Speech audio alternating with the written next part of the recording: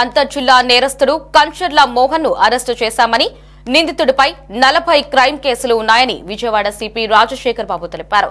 నిందితుడి నుంచి 26 లక్షల విలువైన 349 గ్రాముల బంగారం, ₹1,00,000 నగదు స్వాధీనం చేసుకున్నట్లు చెప్పారు. LHMS యాప్ వాడాలని పోలీసులు సూచిస్తున్నా ప్రజలు నిర్లక్ష్యం వహిస్తున్నారన్నారు. నగరంలో 5,000 సీసీ కెమెరాల ఏర్పాటుకు త్వరలోనే ప్రణాళికలు రూపొందిస్తున్నట్లు సిపి వెల్లడించారు.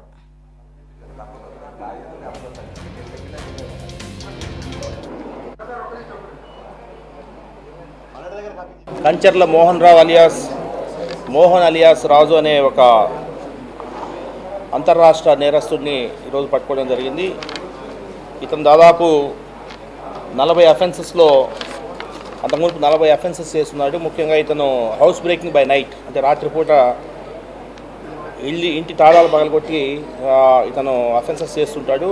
ఆల్రెడీ ఇతని మీద 40 అఫెన్సెస్ ఉన్నాయి. ఇతను ఈ మధ్యన ఇంకొక 6 అఫెన్సెస్లో తస్కరించిన బంగారు ఆభరణాలు 349 గ్రాములు, అదేవిధంగా ₹1,00,000 నగదుని అతని నుంచి స్వాధీనం చేసుకోవడం జరిగింది. ఇతను మనకు అక్టోబర్ 10వ తారీఖున విజయవాడ ప్రసాదంపాడు రవీంద్రబాద్ స్కూల్ ఎదురుగా MS అపార్ట్మెంట్కి చెందిన ఫిర్యాది తన ఇంట్లో దొంగతనం జరిగిందని ఇచ్చిన సమాచారం మేరకు మనకు అప్పుడు పట్టమట పోలీసు వాళ్ళు కేసు రిజిస్టర్ చేశారు.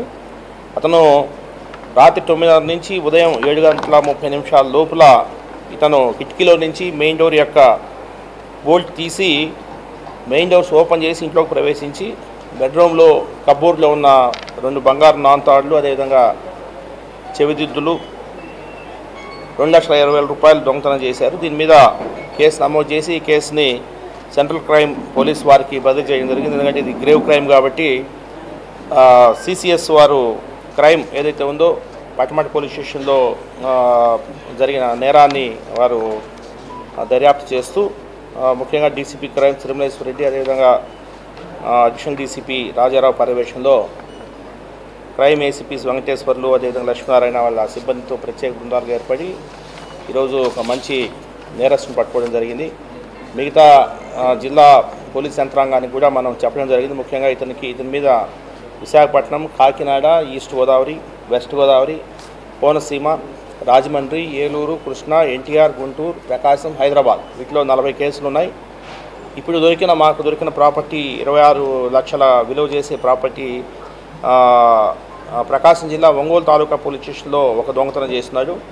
NTR జిల్లా విజయవాడలో పట్టమట పోలీస్ స్టేషన్ పరిధిలో 2 దొంగతనాలు చేస్తున్నారు.